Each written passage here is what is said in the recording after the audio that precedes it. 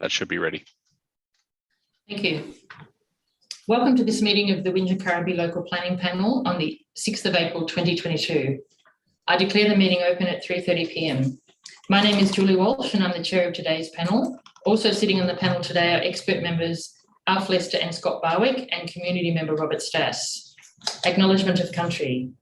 Wingecarribee Shire Council acknowledges the Gundungurra and Tharawal people as the traditional custodians of this land we now call the Wingecarribee Shire. I pay my respect to elders past, present and emerging. I would also like to extend that respect to all Aboriginal and Torres Strait Islanders present here today. There are a few technical matters I need to run through first. Because of the public inquiry currently being held in the council building, this meeting is being held in a smaller meeting room than usual, which has meant that members of the public who wish to address the meeting or observe will have to do so remotely due to COVID-19 social distancing requirements. The meeting is being live streamed to council's website and the recording will be made available on the website after the meeting. Could everyone please turn their mobile phones to silent? And if I could ask everybody joining us remotely to put themselves on mute until it is time for them to speak to minimise background noise, and when they've spoken, if they could put themselves back onto mute. There are no apologies, and there is one declaration of interest. Scott Barwick declared a less than significant non-pecuniary interest in item 6.4, 116 Mittagong Road, Bowral, as he knows the planning consultant on a professional basis, with Mr. Lee having provided backlog planning services to the firm of which he was a director of approximately 3 years ago. He stated that this past professional association does not preclude him from exercising his duties as a member of the panel. In this circumstance, the chair determined that he could participate in the determination of those items. The procedure for the meeting will be that we will hear from registered speakers, and then when we have heard from all registered speakers, we'll go into closed session and we'll then deliberate and prepare the minutes, and we'll then reopen the meeting and I will announce our determinations. In relation to the registered speakers, we have one registered speaker for item 5.1, 2 for item 6.2 and 1 for item 6.4. Normally 3 minutes is allowed, but because there are so few speakers, I will allow 5 minutes for each of the speakers. Once a person has spoken, there may be questions by the panel members, and once they've spoken, they will not be permitted to speak again unless it is in response to a question by a panel member. So if we could start with the first item, 5.1, agritourism nominations under the Standard Instrument Amendment Order. I understand that there is one speaker addressing the panel in favour of the proposal, Mr. Mike Pepping. If he could be admitted to the meeting.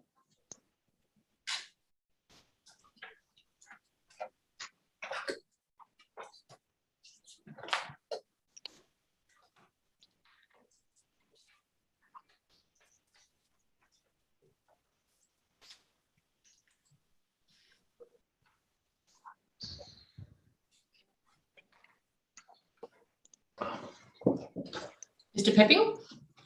Oh, yes, I'm on. Thank you. We can see you and hear you, so please proceed. Great. Thank you. Thank you, Madam Chair. I won't take up too much of your time. I just thought it important to speak in favour of item 5.1, which is a significant piece of work that has been done not only by council but the state government to try and give opportunities to the rural sector to diversify their opportunities, particularly through times of natural disasters, etc.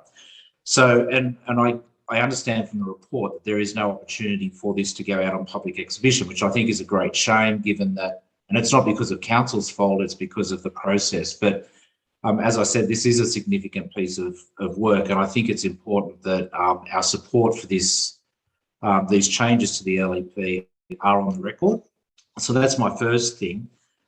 Secondly, and I have spoken to Michael about it, just a little bit of and I don't know if Michael's rectified it, but some confusion in the table that's on page 9 in regard to farm experience premises. Oh, yes, that's been brought to our attention, has been corrected. Yeah. Oh, good. Yeah. Excellent. So on that note, I have nothing further to add, just that I really do encourage its support. Thank you. Just see if there are any questions. Do you have any questions, Mr. Bye? No, Chair. No, thank you, Mr. Pepping. Thank you. We will deliberate in closed session on this at the end of the meeting and come back to announce our decision. The next item is 6.1, development application 220925 for construction of a steel framed electronic scoreboard at Bradman Oval. There are no registered speakers for that item. So we'll move to the next item, 6.2, development application 21/2058, subdivision of land and carrying out works to create 3 lots and carrying out works for the purpose of private roads at Lot 5 DP 867717 Earl Street, Bowral. I have 2 registered speakers and I'll start with the first one on my list, Mr. Clive West. Mr. West, are you there? Yes, I am. Yes, I'm here. Thank you. Yes, I'll give you 5. So, Mr. West, we have you read the council officer's report? Yes, I have. Yes. So we've read the report, we've received a briefing, and we've been out to the site this morning.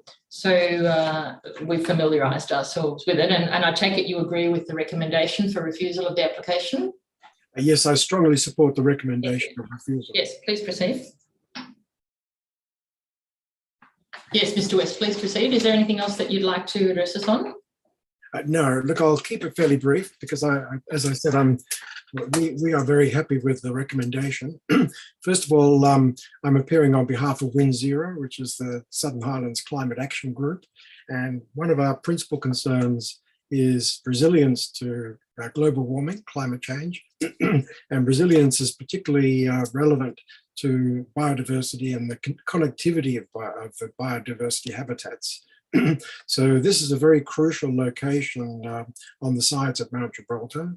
Mount Gibraltar itself is a biodiversity hotspot and is in need of great protection.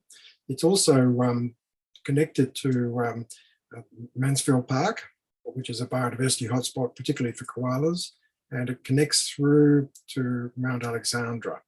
So this bushland and its position in the Shire is particularly relevant. The other thing I'd like to emphasise, which I'm sure the panel is aware of, is the notion of cumulative impact. And this development is not seen alone. In fact, there are a number of other developments and DAs around this area, around this location, and together they're severely compromising the biodiversity strength of the location. So yes, I looked at the report and it was very, very good. And I'm, as I said, very pleased that it's being recommended for refusal. The focus to a large extent was on the Rural Fire Service report, which I think was the killer blow. But what I found interesting, particularly interesting, was the other reasons which accompanied it. And they're quite lengthy. I won't go through them. It's about 30 or 40 pages of quite detailed analysis. But if I could just briefly touch on a couple of them. First of all, there's the koala SEP, and that's, as you know, that koala SEP's in a state of flux. We're looking at the 2021 koala SEP, and the application, the DA, referred in the BDAR to a koala assessment report, and the report to the panel correctly points out, in fact, the DA did not include that koala assessment report. So that's a major deficiency as well. The animal, and this shire has, I think, about maybe 3,000. It's about 10% of the state's population. So it's a very significant population and needs to be protected. The other thing that they looked at was the Sydney drinking water SEP, and they found that was not compliant. The DA was not compliant with that either. So there's a lot of environmental grounds as well as the fire dangers. There's also the vegetation in non-rural areas SEP, and this DA does not comply with that. And then we have the actual planning laws of the shires with the LEP and the DCP, which apply to this land. The LEP again aims to protect native vegetation, and this DA would not do that. The DCP is similarly breached, if you like. The DCP, of course, now refers to C4, not E4. That terminology has changed, but the provisions are the same. So I guess from my perspective, as someone who's concerned about the environment, biodiversity, and wildlife, the report is a welcome report, and I'm hoping that we can, in the future, use this as an example of how to protect biodiversity. WinZero later in the year is going to have a biodiversity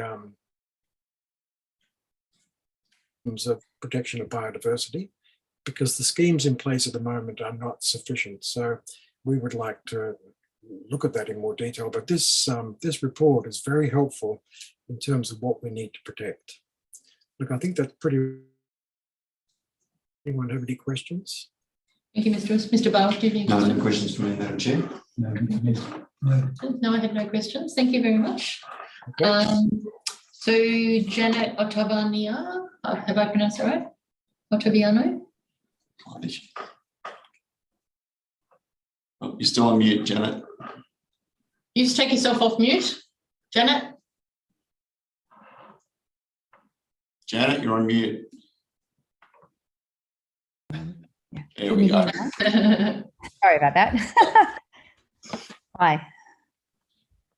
So you've read the report? I beg your pardon? Have you read the council officer's report?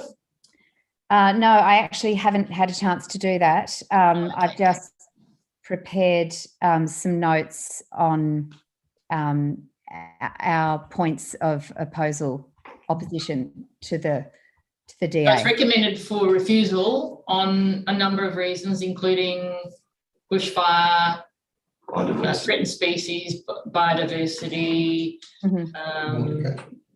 interference with the Water catchment. water catchment. Unserviced. Yes, anyway, so I presume you're happy with that recommendation, yes, and you support it.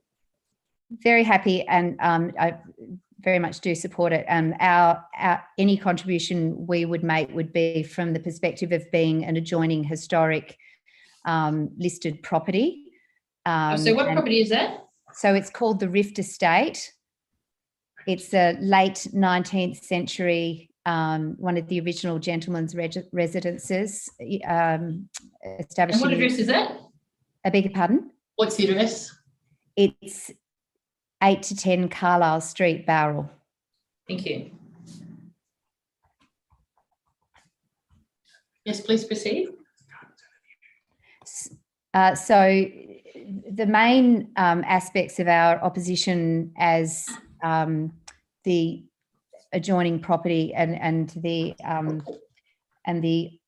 owners and custodians of that heritage property are that it's listed on the state register, and the state register specifically cites its position as one of the features, its position in a woodland setting with the natural bushland as a backdrop, as one of the features of the property that adds considerably to its heritage significance. The removal of a large number of trees and the dense vegetation behind and around the property would greatly compromise the heritage significance of the Rift Estate property. There's also the issue of a right of carriageway. There is currently a right of carriageway that was granted many years ago when the two properties, Lot 5 and the Rift Estate, were still part of the same, under the same title. And in the process of those being set into two titles, the owner, who was the owner of both, put through a right of carriageway, which was established because, of course, there was no opposition given that the that the owner was the same for both. It was granted with a view to providing access to a single property that wasn't developed. If that right of carriageway were to be changed in its original intention to then service 3 properties with all the traffic associated with that, and the widening that would be required to comply with fire safety standards, etc., would be incredibly onerous on our property, because it crosses the main access route to these, the 3 properties would be through our property, and the right of carriageway passes within a few metres of a significant part of the historic building, which is the coach house and also the main estate house, and there would be a great loss of privacy and all the associated issues with, the extra traffic and the widening. There's a huge old gum tree that would probably have to be removed to enable it to be widened. So that is also grounds for our opposition.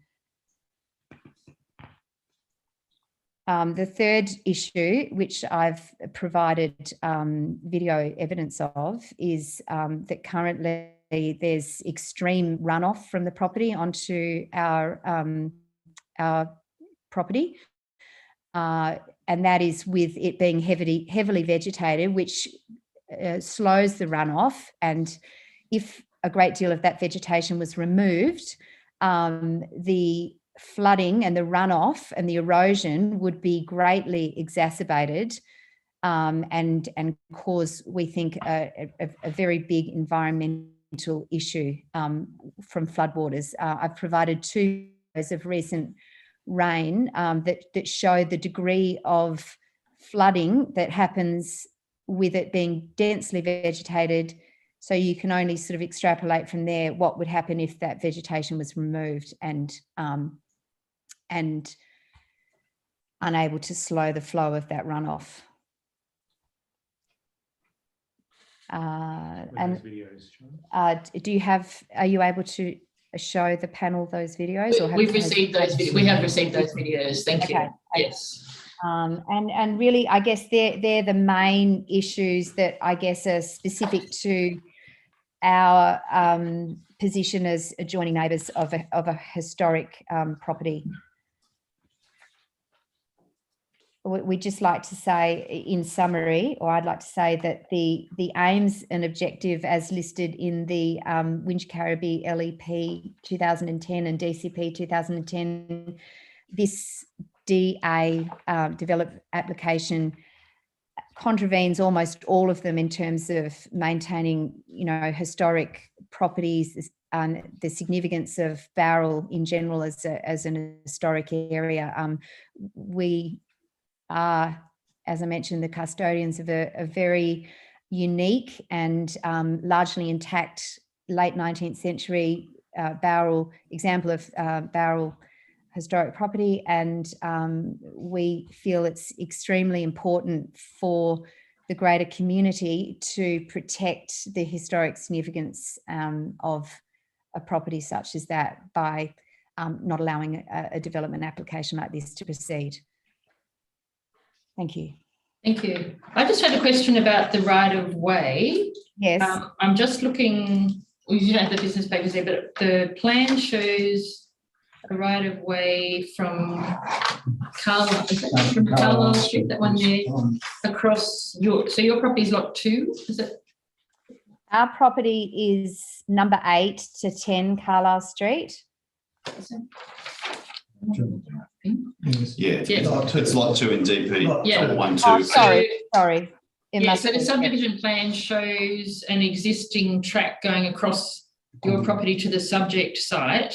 That's correct. Do you understand that there's any proposal to do any work on that track? My understanding is that the track would be inadequate to service a subdivided property because it to comply, it's an unsealed road, so it would have to be sealed. It would have to be widened, I believe, to comply with fire. Sorry, I just lost you. Sorry, it would have to be widened to comply with current fire safety stipulations. The widening would require further felling of trees that hasn't been listed in the report on what would the felling of the trees that has been cited by the DA is specifically in relation to building the properties. It hasn't actually cited the further felling of more trees that would be required to widen the track, because it is essentially an old unauthorised fire track that's been put in. They're not proper roads. They're not of the correct width to allow cars to pass one another, for a start. So it would require extensive further tree felling, and the widening of the track would also encroach further onto this historic property. It's already very close to one of the historic structures that dates from the late 19th century. So it would become even closer, and some very historic old Indigenous trees would have to be felled to allow that to happen. And I take it you haven't granted owners consent to any work on that right of carriageway? Absolutely not. If anything, one of the stipulations when a right of carriageway is applied for originally is that there has to be it has to be sort of, I guess, an action of last resort when it crosses another person's property. I think that it was originally put through as a convenience because the two properties were owned by the singular person. If it was tested as a right of carriageway across another person's property under those conditions of it being approved, it wouldn't pass test nowadays, because there are alternative routes to access this property that don't require it to cross a neighbouring property. Thank you. That was my question. Did you have any questions, Tobias? No, it's perfect for me. No. It seems that you said it's a state heritage item? Yes, it is. It's on the state register. And as far as you know, no reference was made to the Heritage Council of New South Wales with regard to this application? I'm not aware that in the applicant's report, they stated that there is no obvious heritage significance to Lot 5. And in our submission, we completely disagree with that. Lot 5 was originally part of the historic Rift Estate. It is maintained in its original condition now.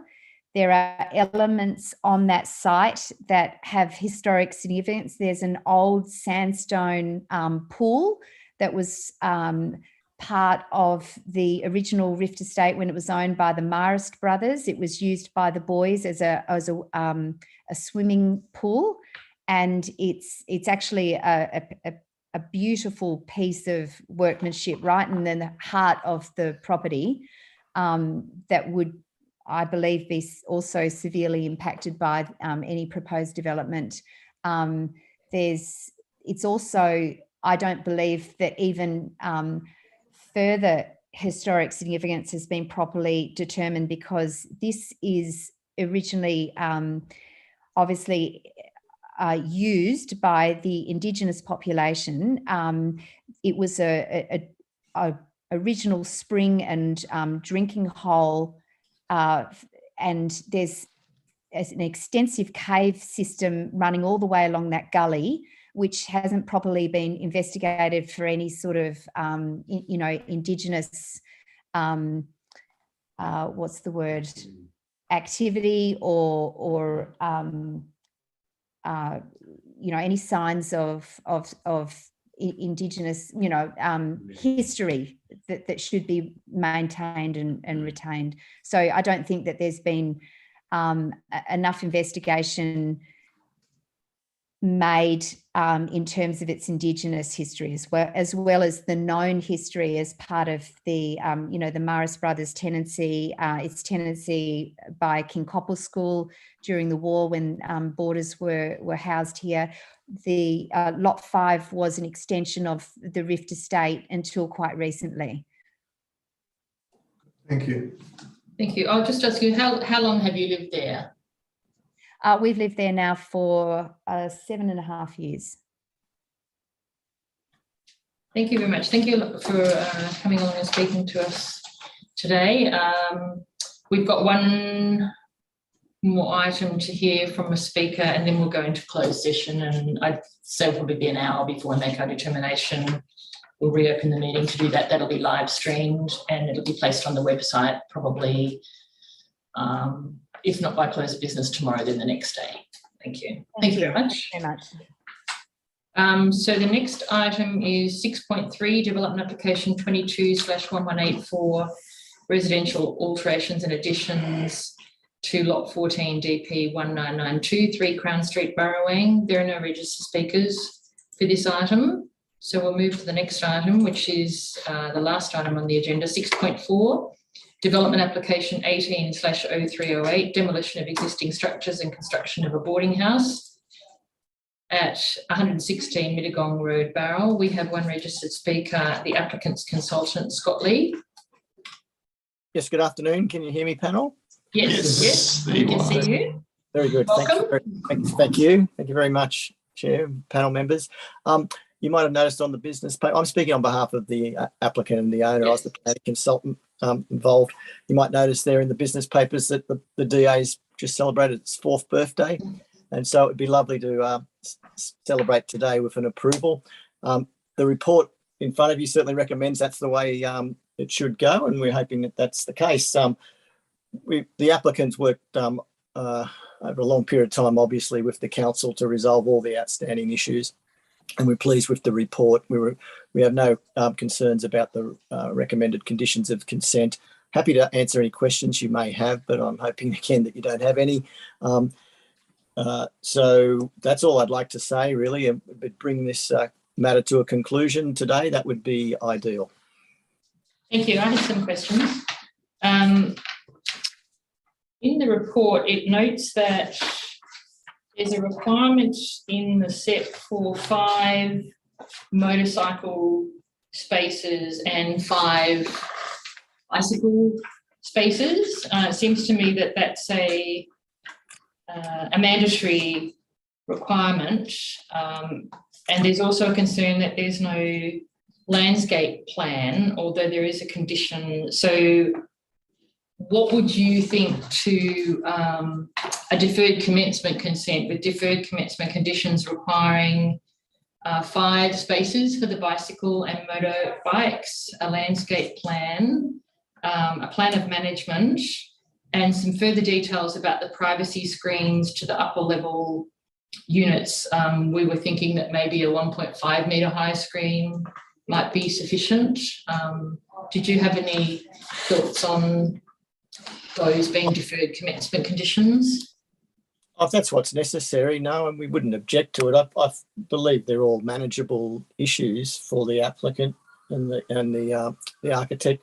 I was on the impression, however, that the bicycle motorbike car or parking rather had been dealt with previously. That was one of the issues raised previously by council, and I was under the impression that we had addressed that with some amended plans. So I don't think that's a significant issue for us to deal with. Obviously, the site has landscaping available, and if we need to formalise that or identify that more clearly on a plan, we can do that. And similarly with privacy screening.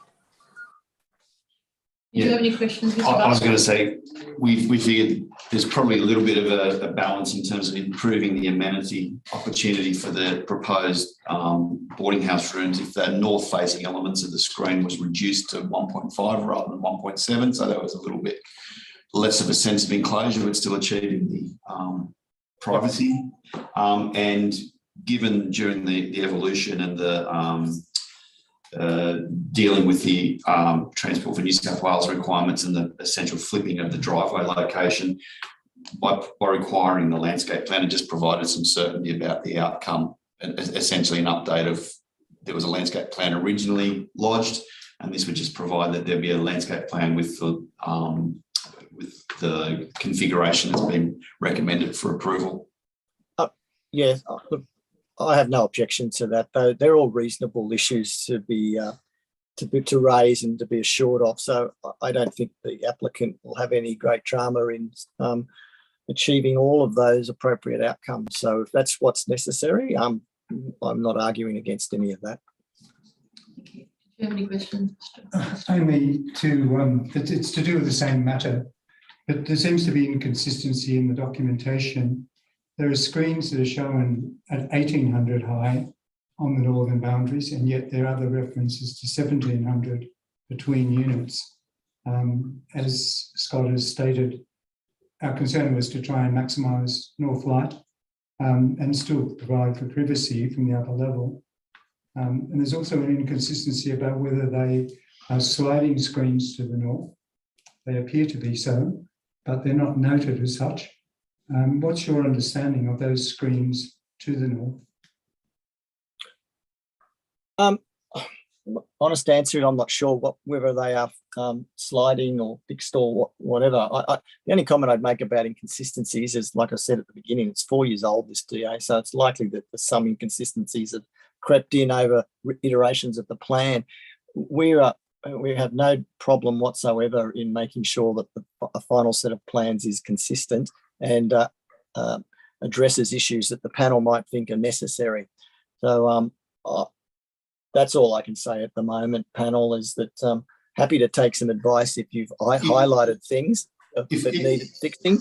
For example, perhaps if we're thinking about the 1500 metre high north facing, that they be fixed, not sliding, for example. So it would seem that's perfectly legitimate as well. And as far as I'm aware, the client's not